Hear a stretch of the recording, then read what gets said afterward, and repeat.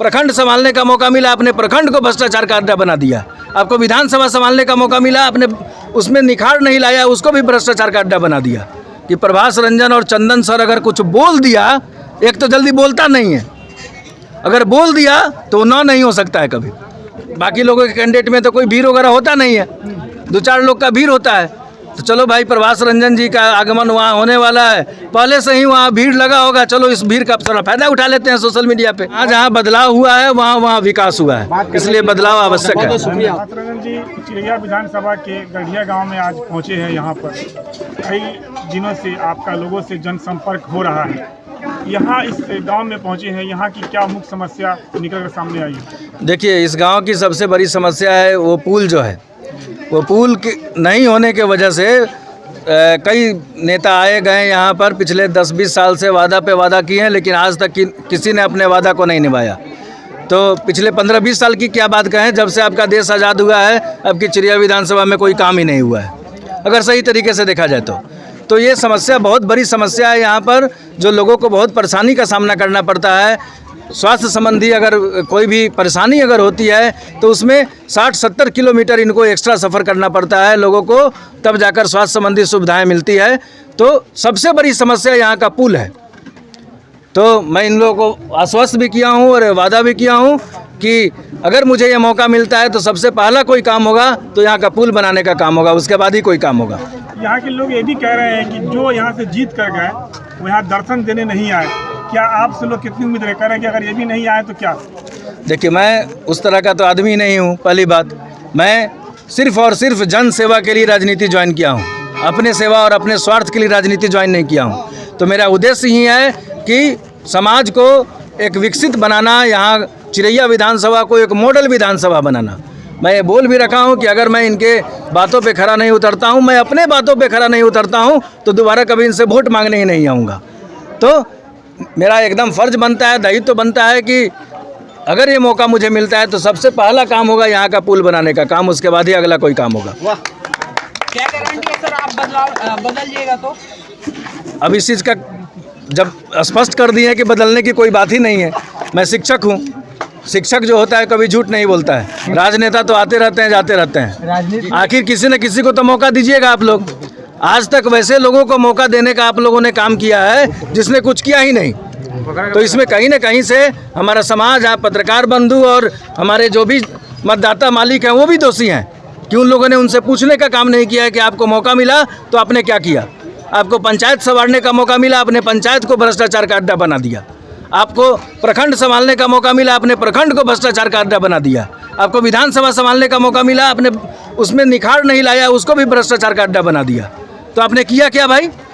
तो हम भी दोषी हैं इसमें कि हमने पूछने का उनसे काम नहीं किया है।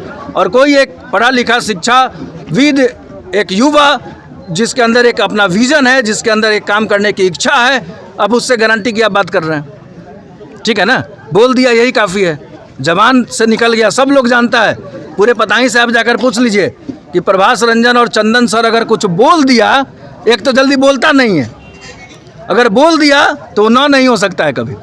इसलिए बोले हैं सर, पहले शिक्षक थे अब नेता बन गए। अभी भी आप नहीं समझे उस चीज़ को। पहले भी शिक्षक थे, आज भी शिक्षक हैं। पहले भी नेता थे, आज भी नेता हैं।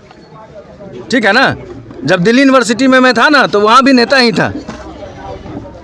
तो पहले और अभी की बात नहीं है, ये सोच और मानसिकता को बदलने की आवश्यकता है। टिकट की बात की जाए तो क्या आपको आरजेडी से टिकट फाइनल है, मिल जाएगा इस बार? फाइनल करने का अथॉरिटी तो मैं नहीं हूँ। क्या लग मैं उम्मीद कर सकता हूँ कि टिकट मुझे ही मिलना चाहिए, क्योंकि जो जनता का प्रेम, आशीर्वाद, सहयोग जो मुझे मिल रहा है वो किसी के पास नहीं है।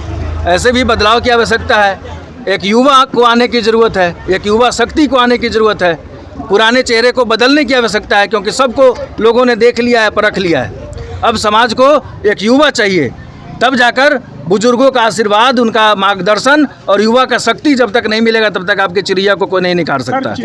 गांव में 2 कैंडिडेट का आज यहाँ पे कार्यक्रम हुआ। नहीं, मेरी कार्यक्रम तो पहले से पूर्व निर्धारित थी, और इसका बस जो हमारे यहाँ के प्रेमी लोग हैं, हमारे समर्थक लोग हैं, वो व्हाट्सएप पे अपना शेयर किए हैं स्टेटस वगैरह, तो लोगों को पता चला कि अब हमारे बाकी लोगों के कैंडिडेट में तो कोई भीड़ वगैरह होता नहीं है, 2-4 लोग का भीड़ होता है। तो चलो भाई, प्रभास रंजन जी का आगमन वहाँ होने वाला है, पहले से ही वहाँ भीड़ लगा होगा, चलो इस भीड़ का थोड़ा फ़ायदा उठा लेते हैं सोशल मीडिया पे, ठीक है ना। तो कहा जाता है ना कि जो बुद्धिमान व्यक्ति होते हैं वो सर में सर नहीं टकराते हैं, तो मैं तो सर में टकराने का काम नहीं कर सकता हूँ। यही तो अंतर है ना, जो पढ़ा लिखा शिक्षित और बाकी लोगों में क्या अंतर होता है आप समझ सकते हैं। आज के दिन में अगर कोई भी टाटा हो, बिरला हो, डालमिया हो, चाहे कोई भी बड़े बड़े लोग हैं, वो इतना आगे क्यों गए हैं? क्योंकि वो आपस में लड़ने का काम नहीं किए हैं, ठीक है ना। एक सवाल, पूरे बिहार में इस चिरैया विधानसभा के इस गांव का दूर दूर तक नाम हो रहा है कि यहाँ मनोकामना मंदिर है और यहाँ बड़े बड़े पदाधिकारी है, कई नेता सांसद यहाँ पर आते हैं और इन सभी लोगों से वादा कर लिए है, लेकिन यहाँ आने के लिए रोड नहीं है और यहाँ के स्थानीय लोग कह रहे हैं कि पहले रोड उसके बाद रोड। मैं तो पहले भी बता रखा हूँ कि 70-80 साल देश की आज़ादी का हो गया, सब लोग आए और कोई भी ऐसा राजनेता नहीं है, चाहे एमएलए कैंडिडेट हो, चाहे एमपी कैंडिडेट हो, जो आकर ये मंदिर का दर्शन नहीं करता है। अब आँख में रतौंधी बीमारी होता है ना, चाहे कोई और बीमारी हो, पता नहीं, अब ज़्यादा विश्लेषण मैं नहीं करूँगा उस चीज़ में। सब लोग को दिखना चाहिए, विकास होना चाहिए। तो अगर किसी ने नहीं किया है तो ये कहीं ना कहीं से वो दोषी हैं, और मैं ये विश्वास दिलाता हूँ कि मैं करूँगा।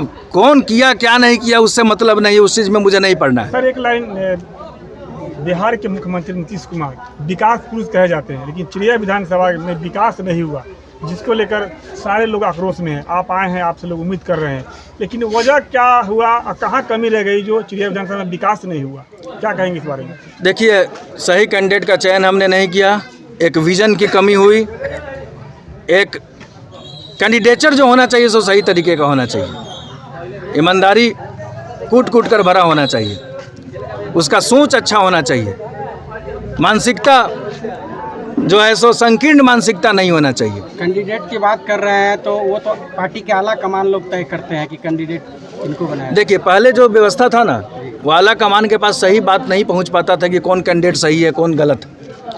जैसा उनके पास फीडबैक जाता था, अभी इन्होंने नीतीश कुमार जी का बात किया, नीतीश कुमार जी आकर गोरिया का तो हाल नहीं देख रहे हैं ना, तो यहाँ के जो लोकल प्रतिनिधि हैं वो ज़्यादा जिम्मेदार हैं उसके लिए। साथ में हम लोग भी जिम्मेदार हैं कि हमने आवाज़ नहीं उठाया, ठीक है ना। तो क्या सवाल था अभी आपका? पार्टी के आला कमान। हाँ, तो पार्टी का आला कमान, तो पहले का जो व्यवस्था था पार्टी तक सही बात नहीं पहुँच पाता था, लेकिन आप लोग के कृपा से जैसे अभी आप लाइव हैं तो इमीडिएट 2 सेकंड भी नहीं लगता है, पार्टी का आला कमान सब चीज़ को देख लेते हैं। तो सही चीज़ अगर उनके पास पहुंचेगा तो निश्चित रूप से वो सही चीज़ का चयन करेंगे। तो अब वो सही लोगों को का जो मैसेज है वो उनके पास आसानी से पहुंच जा रहा है, तो सही लोग को कैंडिडेट को ही टिकट मिलेगा। मुझे उम्मीद है कि 100% मुझे ही टिकट मिलना चाहिए, बाकी उनके जो आदेश होगा उस आदेश को तो हम पूरा करेंगे। चिरैया विधानसभा बदलाव में क्या आपका भूमिका रहेगा, किस तरह से आप? चिरैया विधानसभा का पूरा नक्शा, रंग, रूप, इसका दिशा, सब चीज़ बदल दूंगा। इसको एक मॉडल विधानसभा बदल दूंगा, मॉडल विधानसभा बना दूंगा। चिरैया विधानसभा में तो कुछ है ही नहीं, इसमें बदलाव क्या करना है? काम ही काम है, कुछ भी आज तक नहीं हुआ है। आखिरी सवाल, लगातार पूरे तरीके से क्षेत्र भ्रमण कर रहे हैं, लोगों से मिल रहे हैं, अब तक का आपको रिस्पांस कैसा मिल रहा है? लोगों का जो रिस्पांस है तो आप लोगों से छुपा हुआ नहीं है। अब किसी कैंडिडेट के पीछे 2 लोग भी नहीं हैं, 4 लोग भी उसको नहीं मिल रहे हैं, और यहाँ सैकड़ों की संख्या में लोग हैं। उनको आज़ादी के 70-80 साल के बाद एक उम्मीद का किरण नज़र आया है, एक आशा का झलक उनको आया है कि अब चलो ये कैंडिडेट जो आया अब ये बदलाव करेगा। अब एक पहली बार पढ़ा लिखा कैंडिडेट आया जिसका विज़न जिसके पास है अपना, जिसका अपना एक मोटिव है कि इसको विकसित बनाना है, जिसके पास कुछ एजेंडा है, जिसको योजनाओं के बारे में जानकारी है, ठीक है ना। एक युवा है, बिल्कुल, युवा आएंगे तभी विकास होगा। जहाँ जहाँ बदलाव हुआ है वहाँ वहाँ विकास हुआ है, इसलिए बदलाव आवश्यक है।